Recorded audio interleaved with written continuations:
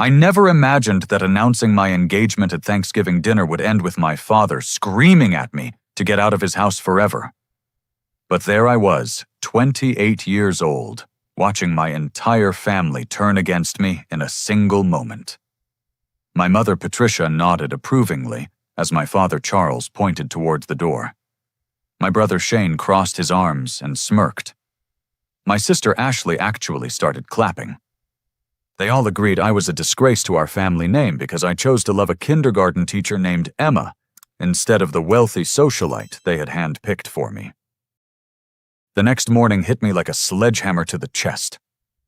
I woke up in my downtown apartment to find 17 missed calls and 43 text messages, each one more venomous than the last. Shane had written, "You are officially dead to this family, you pathetic disappointment." Ashley sent a photo of my childhood bedroom with everything packed into garbage bags, captioned, "Trash belongs on the curb."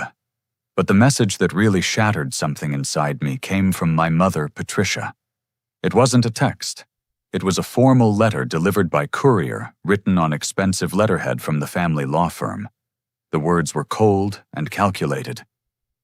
"Due to your deliberate defiance of family values, and your choice to associate with individuals beneath our social standing, you are hereby disinherited from all family assets, trusts, and future considerations." I sat there holding that letter, remembering every moment of my childhood when nothing I did was ever good enough. When I graduated valedictorian from MIT, my father complained that I should have gone to Harvard instead. When I started my own tech consulting firm, and landed Fortune 500 clients, he called it playing with computers, and said I was wasting my potential. When I bought my first luxury car with money I earned myself, he accused me of being flashy and vulgar. Emma found me on my couch an hour later, still staring at that letter. Her kind eyes filled with tears as she read it over my shoulder. "Dirk, I am so sorry," she whispered, her voice breaking. "This is all my fault. If I hadn't encouraged you to tell them about our engagement..."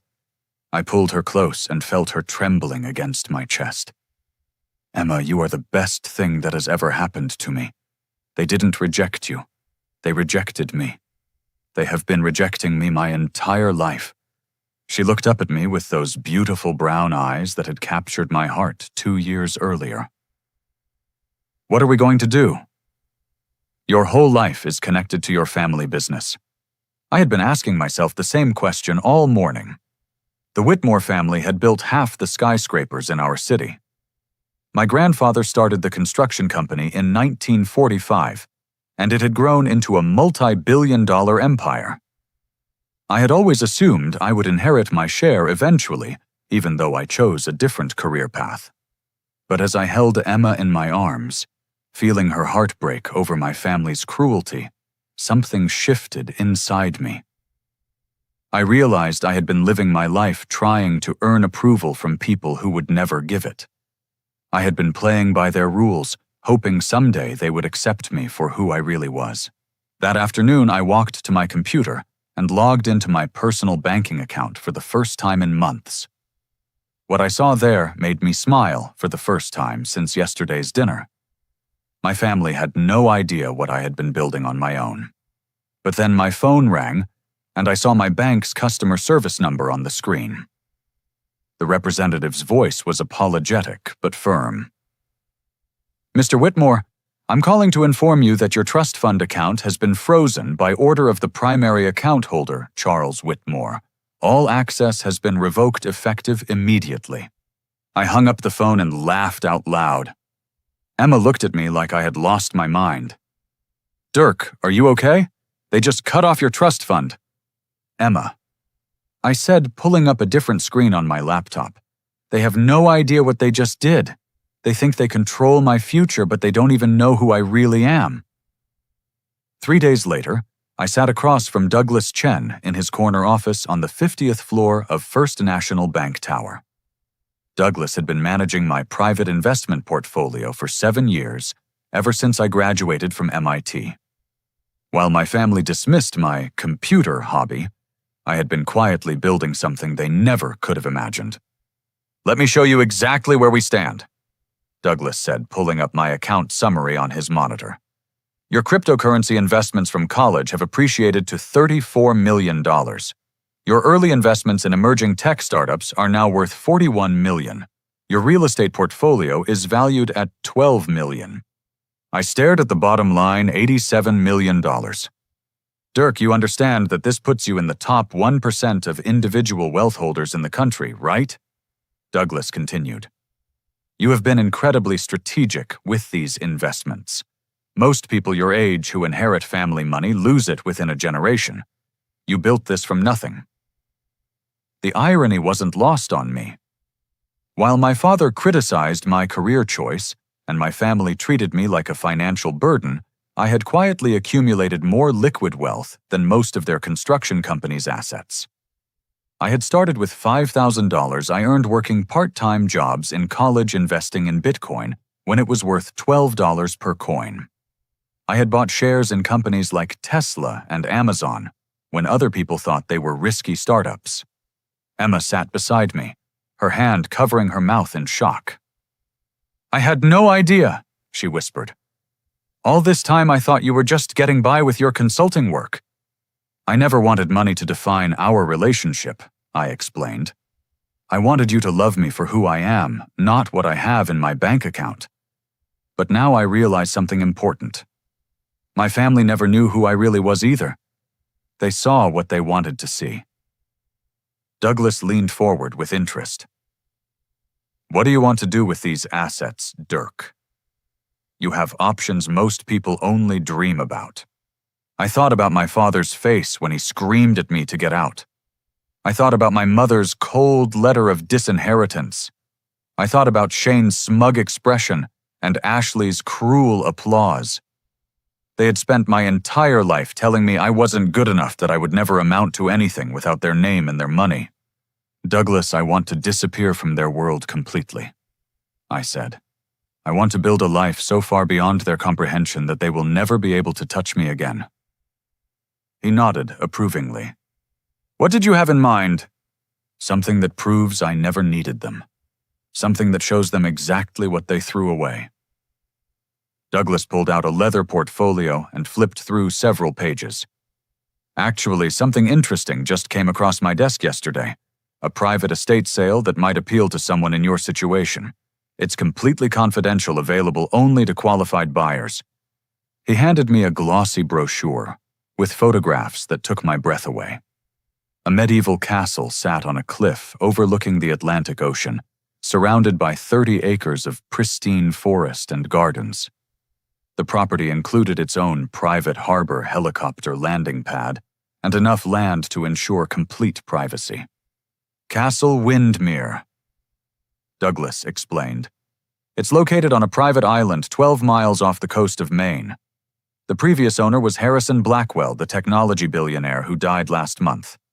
He spent 20 years and $150 million restoring this 13th century castle stone by stone, transporting it from Scotland and rebuilding it with modern amenities. Emma grabbed my arm as she studied the photographs. Dirk, it's like something from a fairy tale. The asking price is $99 million, Douglas continued. Cash purchase only, no financing available. The seller wants to close within 30 days. I looked at those images of the castle towers rising against the ocean sky, and something clicked into place.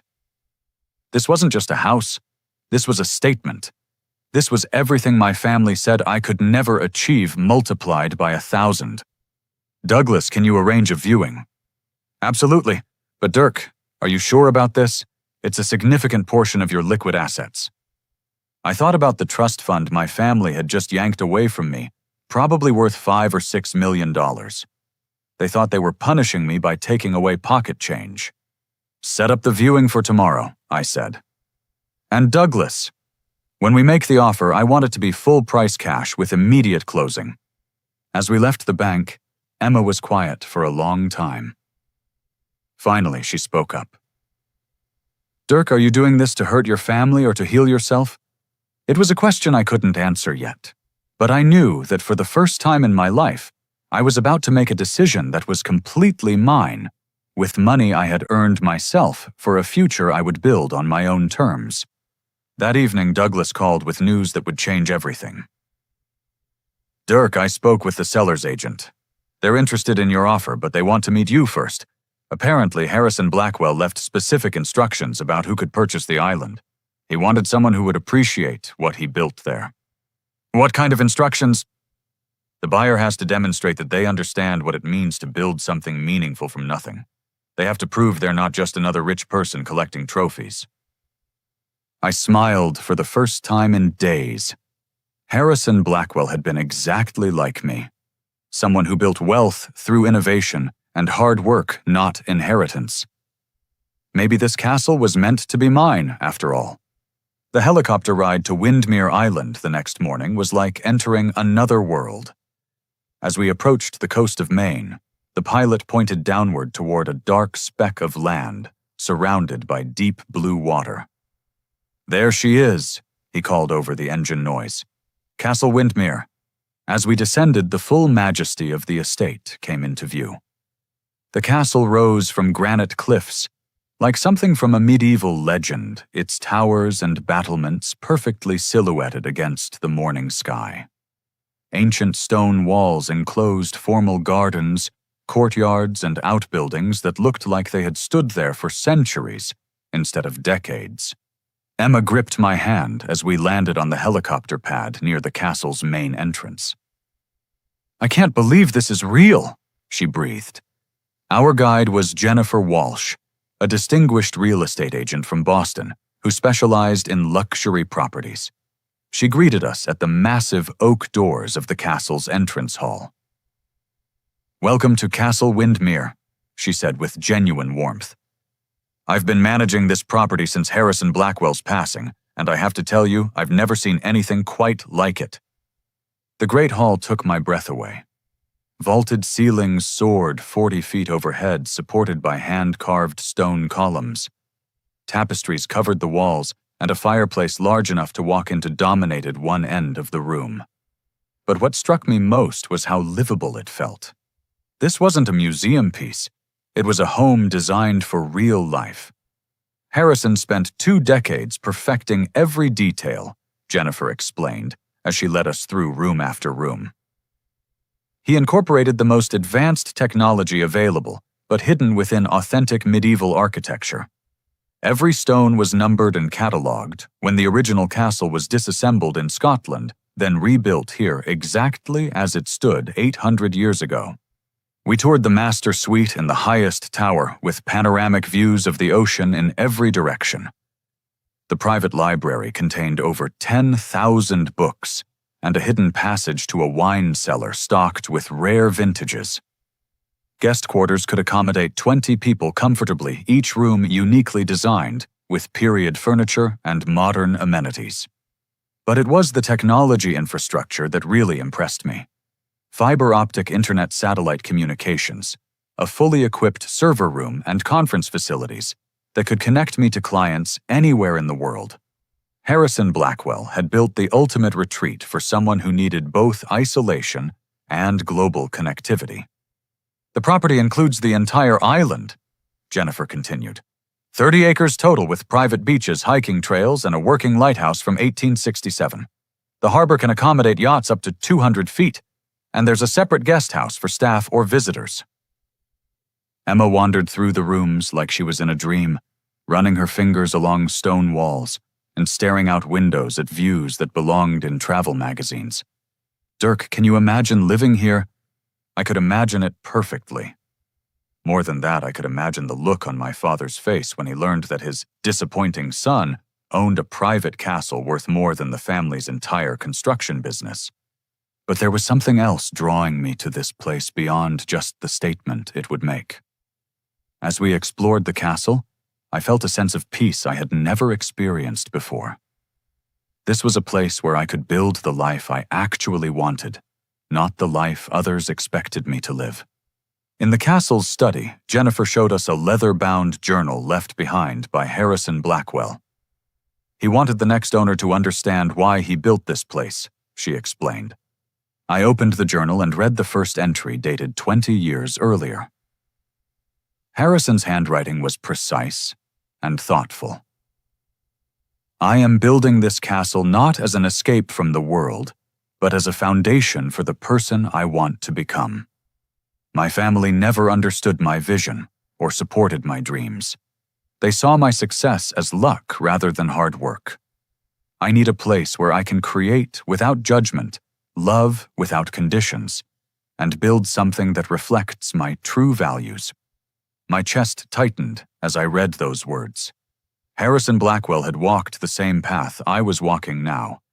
He had been rejected by people who should have supported him, and he had chosen to build something magnificent in response. "Jennifer," I said, closing the journal carefully, "what else do I need to know about this property?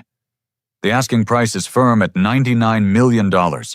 Harrison's estate wants a quick sale, but they're very selective about the buyer. They want someone who will honor what Harrison built here, not someone who will tear it down and build a modern mansion." I looked around the study with its hand-carved wooden shelves and stained glass windows. Every detail spoke of craftsmanship and patience, of someone who valued beauty and permanence over flash and convenience. "What's the timeline for closing?" "If you can provide proof of funds and pass the estate's approval process, we could close within 2 weeks. Emma was standing at the window, looking out at the ocean. "Dirk, could we really be happy in a place like this? It's so isolated." I joined her at the window, wrapping my arms around her waist. Below us, waves crashed against the rocky coastline, and seabirds circled overhead. The nearest neighbor was 12 miles away across open water.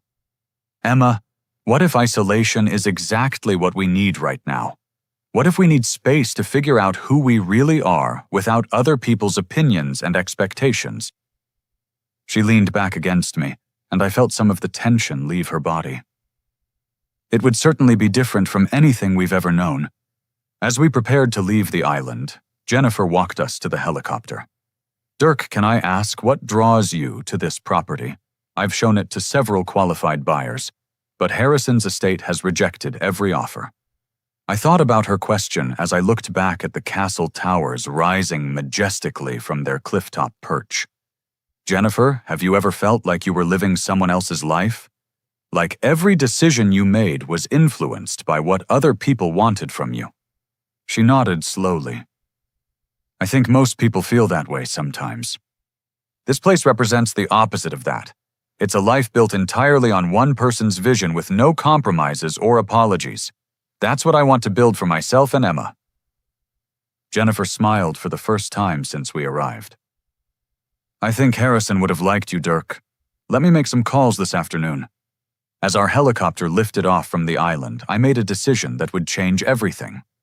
I wasn't just going to make an offer on Castle Windmere. I was going to make an offer so comprehensive and immediate that Harrison's estate couldn't refuse it. But first, I had one more stop to make. It was time to let my family know exactly what they had lost when they threw me away. 2 days later, I sat in the conference room of Hartford and Associates, the most prestigious law firm in our city, watching my lawyer Marcus Hartford review the final purchase documents. Across the table, Harrison Blackwell's estate attorney nodded approvingly as she signed page after page. "Mr. Whitmore," she said, extending her hand, "congratulations. You are now the sole owner of Windmere Island and Castle Windmere. Harrison would be pleased to know his legacy is in such capable hands." The wire transfer had gone through that morning. $99 million transferred from my investment accounts to the estate. In a single transaction, I had just purchased more luxury than most people could imagine, and I had done it with money I earned myself without a single dollar from my family. Emma sat beside me, still processing the magnitude of what we had just done. "I keep thinking I'm going to wake up from this dream," she whispered. Marcus handed me a leather portfolio containing the deed insurance documents and keys to the castle. "Dirk, you now own one of the most unique properties in North America. You also own the distinction of completing one of the largest private real estate transactions in Maine history. But owning the castle was only half of what I needed to accomplish."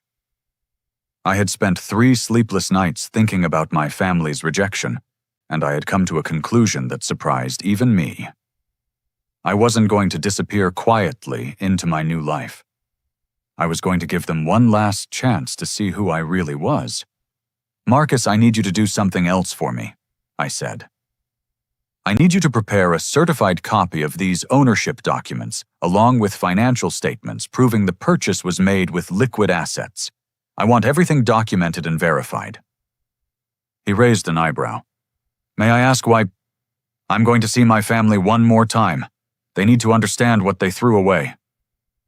That afternoon, I had a custom suit tailored for the occasion and hired a limousine for the drive to my family's estate in the hills outside the city.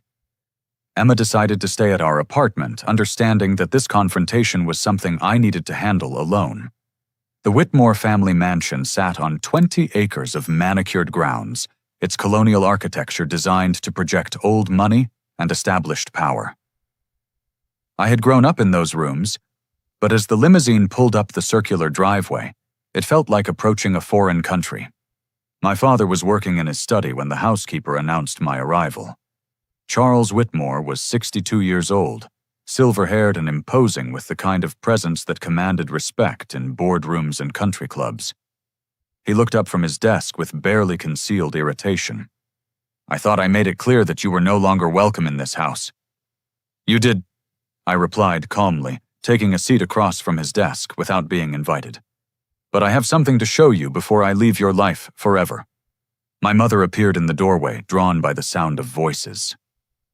Patricia Whitmore had been beautiful once, but years of social climbing and family politics had hardened her features into a permanent expression of disapproval. "What are you doing here, Dirk?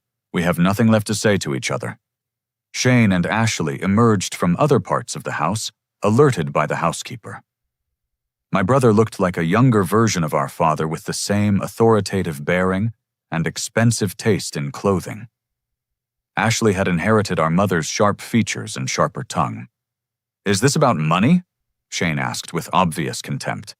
"Because if you think we're going to reverse our decision about the trust fund, you're wasting your time." I reached into my briefcase and pulled out the leather portfolio Marcus had prepared. "Actually, I wanted to show you something interesting."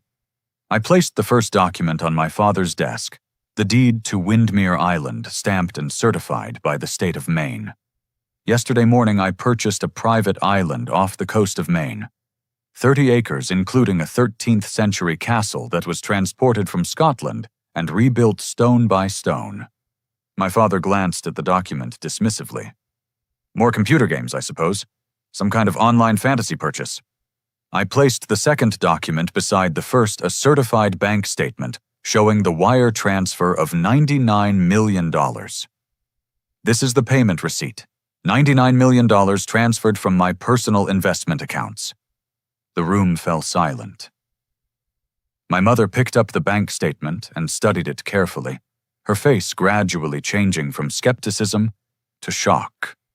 "This can't be real," she said finally. I placed a third document on the desk, a financial summary prepared by Douglas, showing my complete asset portfolio. "These are my current holdings. As of this morning, my net worth is approximately $91 million. All of it earned through investments I made myself, starting with money from part-time jobs in college." Ashley grabbed the financial summary and read it twice. "This is impossible. You don't know anything about business or investing." "Apparently I know more than you thought," I replied. "While you all dismissed my career as playing with computers, I was building something none of you could imagine." Shane studied the castle deed with growing amazement. "You actually bought a castle?" "A real castle. A 13th century Scottish castle completely restored with modern amenities. 42 rooms, private harbor helicopter pad, and enough land to ensure I never have to deal with neighbors who don't respect me." My father had been silent through this entire exchange, but now he stood up slowly, his face flushing red with anger. "You arrogant little show-off. Do you think flashing your money around proves anything? Money doesn't make you a better person?" "You're absolutely right, Dad. Money doesn't make me better, but it does make me independent. It means I don't have to sit here and listen to you tell me I'm not good enough anymore." My mother set the documents down carefully. "Dirk, where did this money really come from? Did you do something illegal?" The accusation hung in the air like a poison cloud. Even now, even faced with documented proof of my success, they couldn't believe I had achieved something extraordinary through my own effort and intelligence. Every dollar came from legitimate investments in cryptocurrency and technology stocks. I started with $5,000 I saved from working part-time jobs, and I built it into this over 7 years. I never used a penny of family money. Ashley suddenly burst into tears. "This isn't fair," she sobbed. "You always got everything you wanted. You were always Dad's favorite, and now you're rich too." The accusation was so absurd that I almost laughed. "Ashley, when was I ever anyone's favorite? When did I ever get what I wanted from this family?" But her breakdown had triggered something in the room's dynamic. Shane was staring at the financial documents with an expression I had never seen before. Genuine fear. "Dirk," he said quietly, "how did you know about investing? Who taught you?" "I taught myself. I spent 4 years at MIT studying computer science and economics. I learned to analyze market trends and identify emerging technologies. Everything you all called a waste of time actually prepared me for this." My father sank back into his chair, and for the first time in my life, he looked old and defeated. $99 million, he repeated softly. "For a castle. For freedom," I corrected. "For the right to live my life without anyone's approval except my own." The silence stretched on until Ashley finally spoke again, her voice barely a whisper. "Dirk, we made a terrible mistake. I looked around the room at these people who had shaped my entire life, and I felt something unexpected pity. They had been so convinced of their own superiority that they couldn't recognize talent and ambition when it lived under their own roof. "Yes," I said simply, "you did make a mistake, and now you're going to live with the consequences." As I gathered my documents and prepared to leave, my father called out one last time, "Dirk, wait. Can we talk about this? Can we work something out?" I paused at the study door and looked back at him. "Dad, 3 days ago you screamed at me to get out of your house forever. You all agreed that I was a disgrace to the family name. Nothing has changed except your opinion of my bank account." "But we're still family," my mother said desperately. "No," I replied. "Family supports each other. Family believes in each other. Family doesn't cut people off for choosing love over money. What we are is a group of people who share some DNA and a lot of bad memories." I walked out of that mansion for the last time, leaving behind a lifetime of rejection and disappointment. But I also left behind something else, the need for their approval. For the first time in my 28 years, I was completely free to become whoever I wanted to be. The limousine drove me back to the city where Emma was waiting with champagne and Chinese takeout from our favorite restaurant. We spent the evening planning our move to the castle, and for the first time since Thanksgiving dinner, I felt truly happy. But I should have known that my family wasn't going to let me disappear that easily. 1 month after I moved to Castle Windmere, I was working in the castle's newly updated office when Marcus, my butler, knocked on the heavy wooden door. Marcus was a former Navy officer who had worked for Harrison Blackwell for 15 years, and he had graciously agreed to stay on when I purchased the estate. "Sir, there is a boat approaching the island. 4 passengers requesting permission to dock." I looked up from my laptop, where I had been reviewing quarterly reports from my consulting clients. Life on the island had exceeded my expectations. Emma had transformed the castle's library into a planning center for her new educational foundation, and I had established satellite offices for my tech consulting business. We were busier and more productive than ever before. "Did they identify themselves, Marcus?" "Yes, sir. They claim to be your family members." I walked to the window overlooking the harbor and saw a rented yacht approaching our private dock. Through binoculars, I could clearly see my father, mother, brother, and sister standing on the deck, all dressed in their finest casual wear. Sir, shall I tell them the island is private property and ask them to leave? I considered the option. Emma and I had specifically chosen this location to escape unwanted intrusions, and we had every legal right to refuse them access. But something stopped me. Maybe it was curiosity about what had brought them here, or maybe it was a lingering hope that they had genuinely changed. Either way, I wanted to hear what they had to say. Marcus, please have Sophia prepare tea service for 6 in the Great Hall, and ask Thomas to meet our guests at the dock. 20 minutes later, my family stood in the castle's main entrance, looking around with expressions of amazement and barely concealed envy. The Great Hall was even more impressive than when I first toured it, now furnished with antique pieces Emma and I had carefully selected from estate sales and auctions. Sophia, our chef, had prepared an elegant afternoon tea service complete with finger sandwiches, scones, and pastries. Thomas, our groundskeeper, had arranged fresh flowers from the castle gardens throughout the room. "Welcome to Castle Windmere," I said, formally gesturing for them to take seats around the massive oak table. My mother couldn't stop staring at the vaulted ceilings and stone walls. "Dirk, this is absolutely magnificent. I had no idea places like this actually existed." Harrison Blackwell spent 20 years and $150 million creating this, Emma explained as she joined us. Every stone was numbered and shipped from Scotland, then rebuilt exactly as it stood 800 years ago. Ashley walked around the Great Hall in obvious wonder, running her fingers along the carved stone columns. "How many people live here?" "Just Emma and myself, plus our staff. Marcus manages the household, Sophia handles all the cooking, and Thomas maintains the grounds and gardens." Shane was examining the authentic medieval tapestries hanging on the walls. "This must cost a fortune to maintain." "Everything worthwhile has a cost," I replied. "But when you love something enough to invest in it properly, the cost becomes irrelevant." My father had been uncharacteristically quiet since their arrival, but now he cleared his throat nervously. "Dirk, we owe you an apology. A sincere, heartfelt apology for the way we treated you."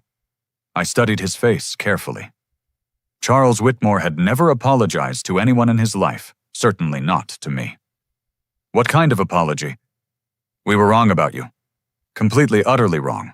We judged you based on our own limited understanding, and we nearly lost the most successful member of our family because of our ignorance."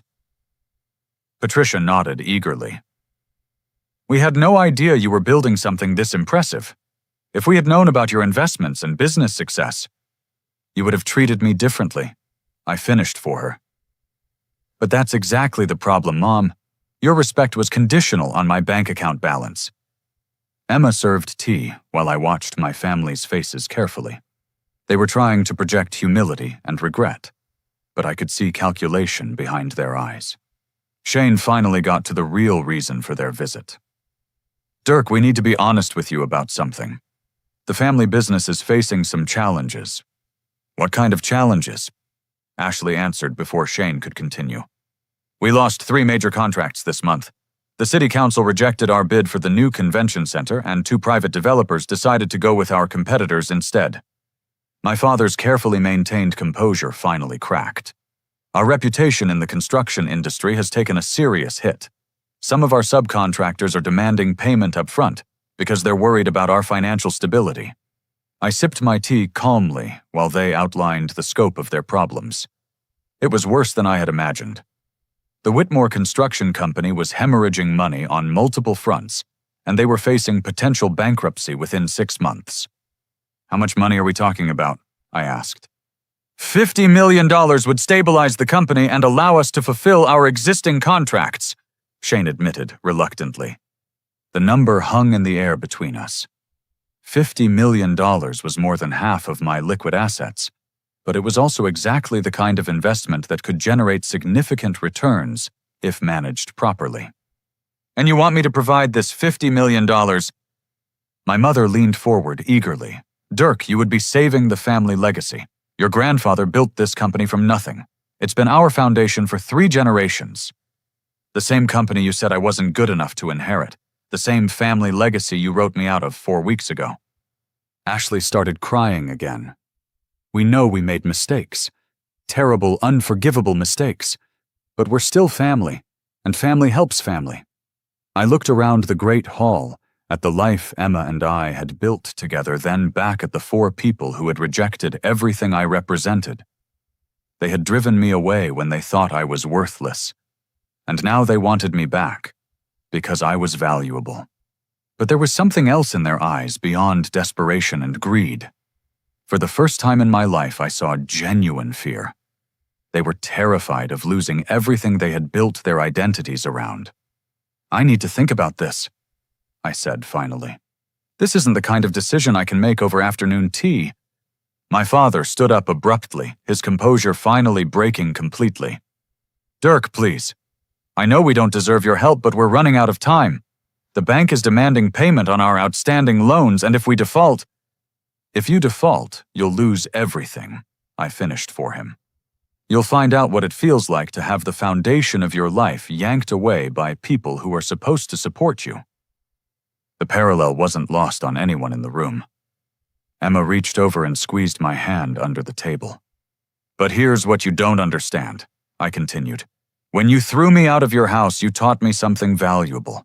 You taught me that I could survive without you. You taught me that I could build something better on my own. Patricia was crying now, mascara running down her cheeks. Please don't abandon us the way we abandoned you. I stood up and walked to the window overlooking our private harbor, where their rented yacht bobbed gently in the afternoon sun. Behind me, I could hear Ashley sobbing, and Shane trying to comfort her. Finally, I turned back to face them. I'm not going to abandon you, but I'm also not going to rescue you unconditionally. If I help save your company, it's going to be on my terms with my conditions, and with consequences for everyone who participated in rejecting me. My father's eyes lit up with desperate hope. What kind of conditions? Come back here next week and I'll tell you. But understand this, if you want my help, you're going to have to prove that you've actually changed, not just that you need my money. After they left Emma, and I walked along the beach that surrounded our island. The sun was setting over the Atlantic, painting the sky in shades of gold and purple that no painter could ever capture.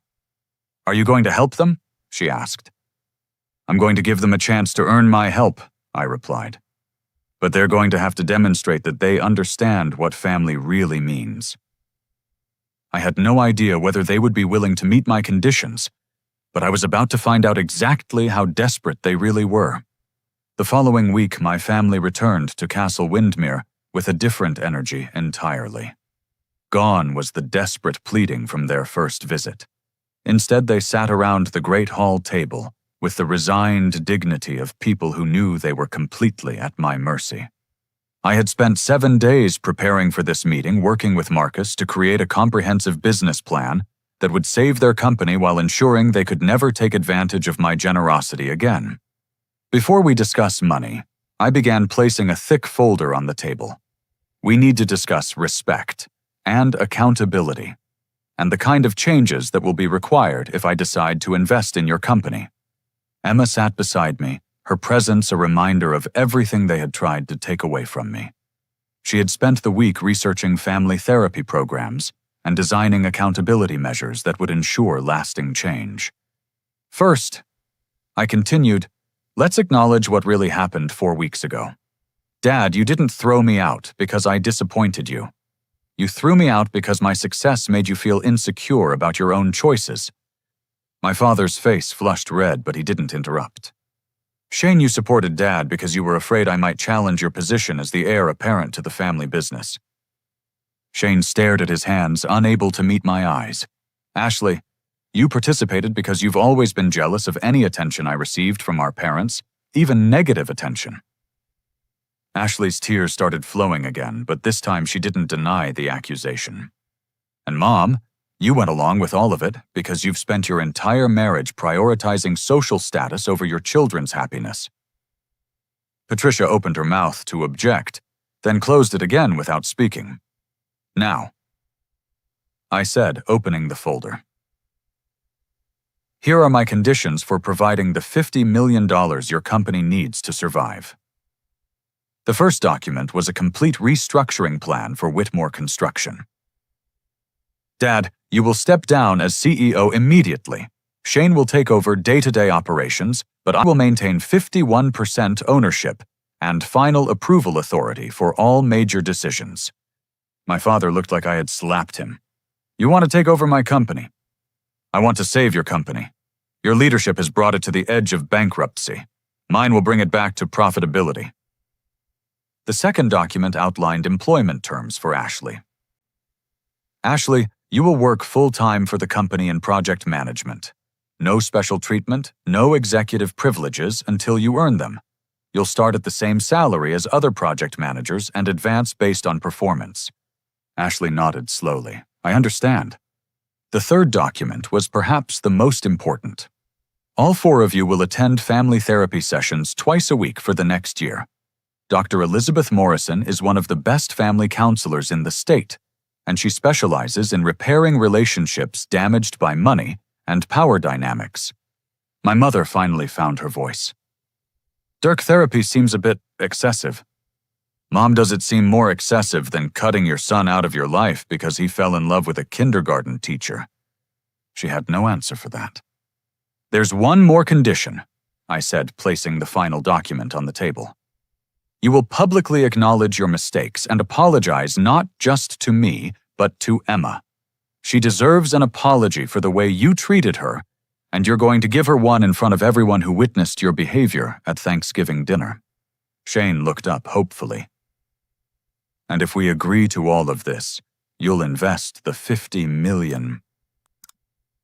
If you agree to all of this and demonstrate genuine change over the next 6 months, I'll invest the $50 million.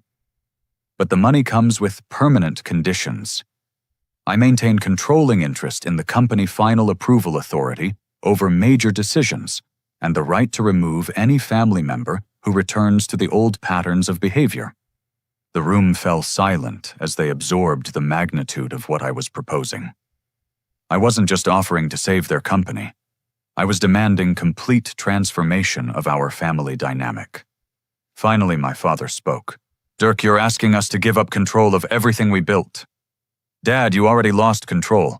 Your company is failing, your family is broken, and your son owns a castle while you're facing bankruptcy. I'm offering you a chance to rebuild both the business and the family, but only if you're willing to do it the right way this time. Emma leaned forward with remarkable grace, considering how cruelly they had treated her. I want you all to understand something. Dirk didn't have to invite you here today. He could have let your company fail and never spoken to any of you again. The fact that he's willing to help you despite everything you've done shows the kind of person he really is. Ashley looked directly at Emma for the first time since their arrival. Emma, I am so sorry for the way I treated you. You seem like a wonderful person and Dirk is lucky to have you. It wasn't much, but it was a start. Shane cleared his throat nervously. Dirk, can I ask you something? Why are you willing to help us after everything we've done? I had been asking myself the same question all week. Because cutting people off permanently is what our family does, and I want to break that pattern. Because Emma has taught me that forgiveness is possible when people demonstrate genuine change. And because despite everything, I still believe in the potential for our family to be better than we have been. My father stood up slowly and extended his hand across the table. Son, I accept your conditions, all of them. And I want you to know that I am deeply, genuinely sorry for the way I treated you and Emma. One by one, they each shook my hand and agreed to my terms. Patricia apologized to Emma with tears in her eyes. Shane acknowledged that he had been threatened by my success, instead of proud of it. Ashley admitted that her jealousy had poisoned her judgment for years. As they prepared to leave the island, my father paused at the harbor. Dirk, how did you know our company was in trouble? We tried to keep the financial problems private. I smiled for the first time since they arrived. Dad, I've been monitoring the construction industry in our city for years. I knew about your lost contracts before you did. I also knew that you would eventually need help, and I wanted to be prepared to offer it on terms that would actually fix the underlying problems. You've been watching out for us even after we threw you away. I've been preparing for the possibility that someday you might want to be a real family instead of just people who share a name." 6 months later, Emma and I hosted Thanksgiving dinner at Castle Windermere. The great hall was decorated with autumn flowers from our gardens, and Sophia had prepared a feast that rivaled anything from my childhood. But the real transformation was in the people around the table. My father had thrived in his new role as a construction foreman, finding joy in hands-on work that he had missed during his years as an executive. Shane was successfully running the company with profits up 30% from the previous year. Ashley had earned 2 promotions and was engaged to a project engineer she met through her work. Most importantly, my mother had discovered a passion for volunteering at Emma's educational foundation, working with children from underprivileged families. The woman who had once been obsessed with social status was now finding fulfillment in service to others. Dr. Morrison's family therapy sessions had been difficult but transformative. We had confronted decades of dysfunction competition and conditional love. We had learned to communicate without attacking, to support without controlling, and to love without conditions. As we raised our glasses for the traditional Thanksgiving toast, my father stood up with tears in his eyes. This year I'm thankful for second chances. I'm thankful for a son who was strong enough to forgive us and wise enough to demand that we become better people. I'm thankful for a daughter-in-law who showed us what unconditional love looks like. And I'm thankful that sometimes the worst mistakes we make can lead to the best changes in our lives. Emma squeezed my hand under the table, and I realized that somewhere along the way, we had actually become the family I had always wanted. Not perfect, but real. Not easy, but honest. Not based on money or status, but on mutual respect and genuine affection. Looking around the table at these people who had rejected me and then fought to earn my forgiveness, I understood something fundamental about justice and redemption. True justice isn't about punishment. It's about creating conditions for people to become their best selves.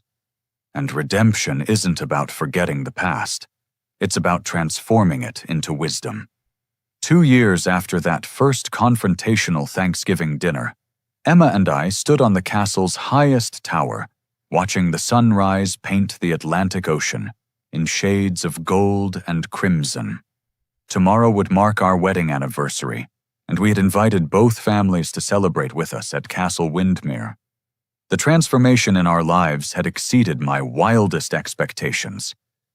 Emma's educational foundation now operated in 12 states, providing technology and resources to underfunded schools. My consulting business had expanded internationally, with clients from Silicon Valley to Tokyo seeking my expertise in emerging technologies. But the most remarkable change was in my relationship with my family. What had started as a desperate financial rescue had evolved into something I had never experienced before: genuine partnership and mutual respect. Shane appeared in the castle's great hall as Emma and I came down from the tower. He was carrying architectural plans for the company's latest project, a sustainable housing development that would provide affordable homes for middle-class families. "Dirk, I wanted to show you the final designs for the Riverside Commons project," he said, spreading the blueprints across the oak table. "We're incorporating solar panels, energy-efficient heating systems, and community gardens that residents can use to grow their own food." I studied the plans with genuine admiration. Under Shane's leadership, Whitmore Construction had transformed from a company focused solely on profit margins into an organization that prioritized environmental sustainability and community impact. "Shane, this is incredible work. How did you come up with the community garden concept?" Actually, that was Ashley's idea. She's been working with local environmental groups to identify ways we can make our developments more sustainable and community-focused. Ashley had surprised everyone with her passion for environmental conservation. Her engagement to David, the project engineer, had introduced her to a community of people who measured success by positive impact rather than personal wealth. My mother entered the great hall carrying a tablet loaded with photos from her latest volunteer trip. Patricia now spent 3 months each year working with international education charities, helping to build schools and libraries in developing countries. "Look at this," she said excitedly, showing us pictures of children in a rural village in Guatemala.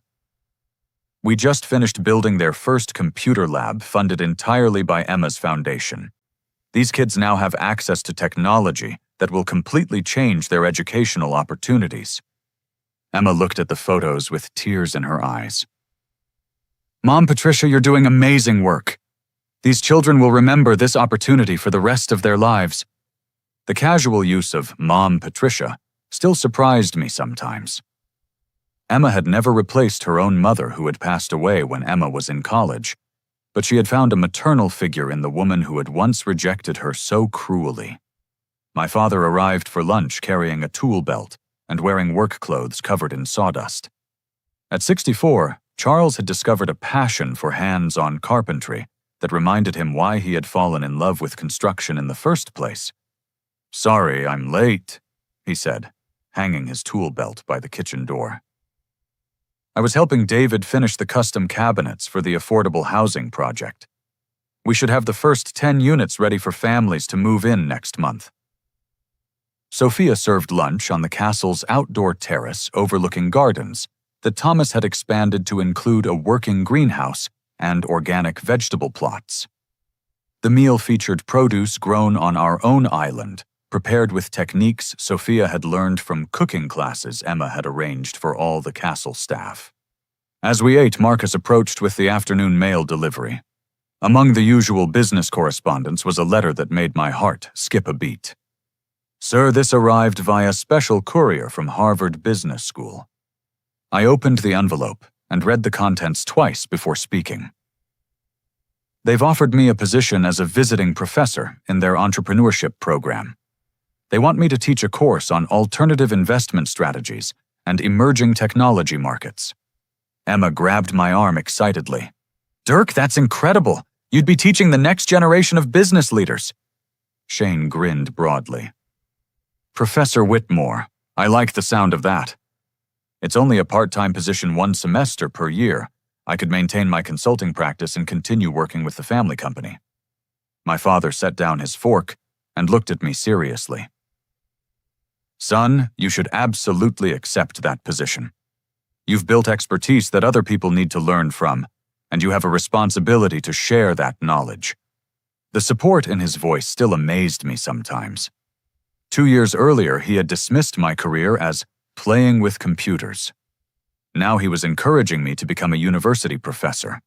After lunch, Emma and I walked along the beach that circled our island. The November air was crisp and clean, and we could see seals sunbathing on the rocks near the lighthouse. "Are you happy with how everything turned out?" Emma asked, taking my hand as we walked. I thought about her question as waves crashed gently against the shore.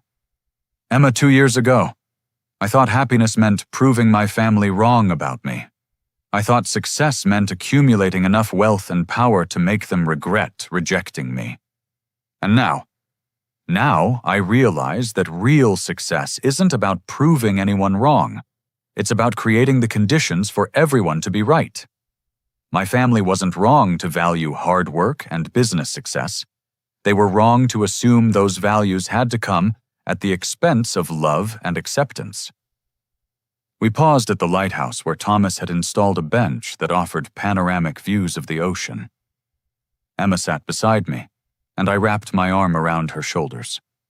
"The castle was never really about escaping from my family." I continued. "It was about creating a space where our family could heal and grow into something better. It was about building a foundation strong enough to support forgiveness and change." Emma leaned against me, and I felt the contentment that had become a constant presence in our lives. "Do you think your father really understands what he put you through?" "I think he understands that his fear of losing control nearly cost him everything that actually mattered. The therapy sessions helped all of us see how our family patterns had been shaped by insecurity and competition, instead of love and support." As the sun began to set, we walked back toward the castle. its towers silhouetted against the evening sky like something from a fairy tale. But this wasn't a fairy tale.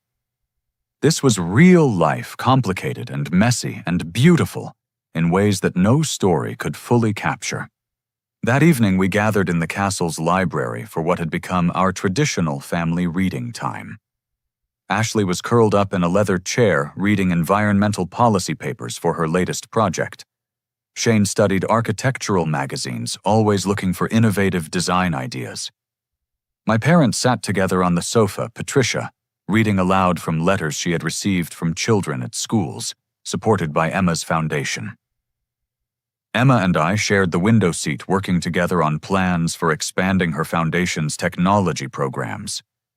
The fire crackled in the stone fireplace, and outside waves continued their eternal rhythm against the rocky coastline.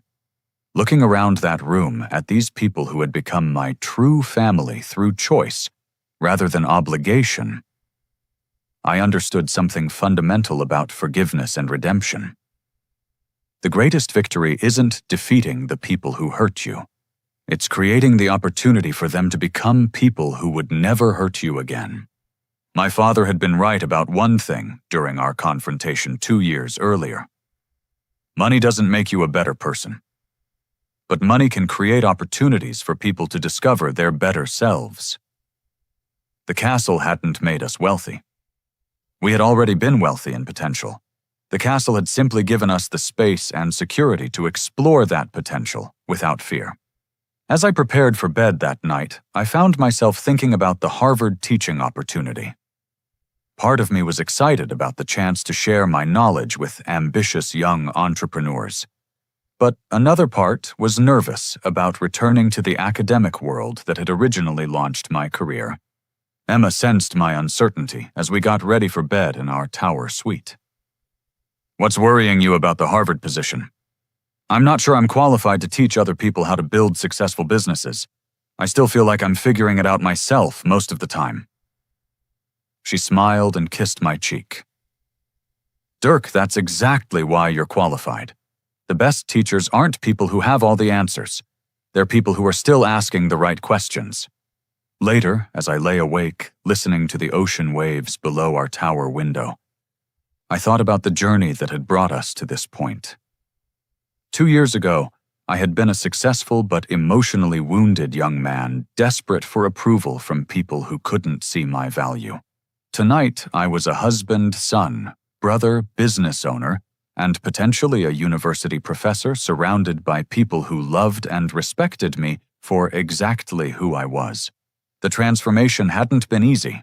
Family therapy had forced all of us to confront decades of dysfunction and pain. Financial restructuring had required giving up control and accepting vulnerability.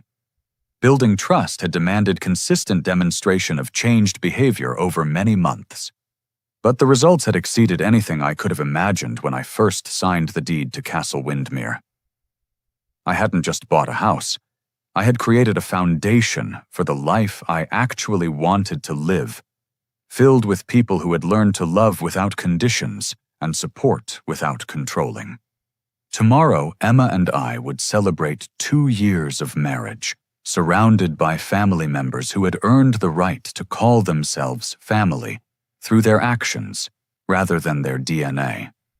We would toast the future we had built together and the past we had transformed through forgiveness and hard work. And someday, when we have children of our own, they will grow up in a family that measures success by kindness rather than competition, that values character over achievement, and that understands the difference between earning love and demanding it. The greatest lesson I learned through this entire experience isn't about money or success or even family. It's about the power we all have to create the relationships and life we actually want, rather than accepting the ones we think we deserve. Sometimes the most important thing you can do is walk away from people who don't appreciate you. But sometimes the most courageous thing you can do is create the space for those same people to learn how to appreciate you properly. The choice between those options isn't always clear, and the outcomes aren't always guaranteed. But the effort to build something better is always worthwhile, especially when you have the security and resources to take that risk. Castle Windmere gave me more than a beautiful home. It gave me the platform to demand better from the people I loved, and the stability to wait for them to rise to that standard. Not everyone gets that opportunity. But for those who do, the responsibility is clear. Use your advantages to create opportunities for others to become their best selves, rather than using them to punish others for their worst moments. That's the real difference between revenge and justice. Revenge seeks to diminish others. Justice seeks to elevate everyone. Looking back on everything that happened, I can honestly say that getting thrown out of my family's house was the best thing that ever happened to me. Not because it felt good at the time, but because it forced me to discover what I was actually capable of achieving when I stopped waiting for other people's permission to be successful. And the greatest success of all turned out to be building a family based on choice, respect, and genuine affection rather than obligation, competition, and conditional love. Have you ever been in a situation where family relationships became damaged by money success or different values? How did you handle the choice between walking away and trying to rebuild those relationships? I'd love to hear your thoughts and experiences in the comments below.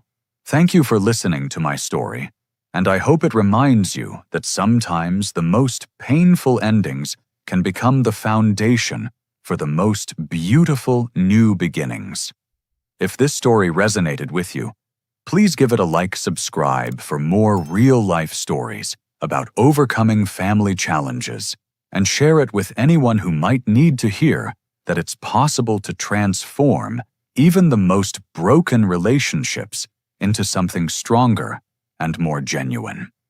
Wishing you the courage to demand the love and respect you deserve, and the wisdom to recognize it when people are genuinely trying to give it to you.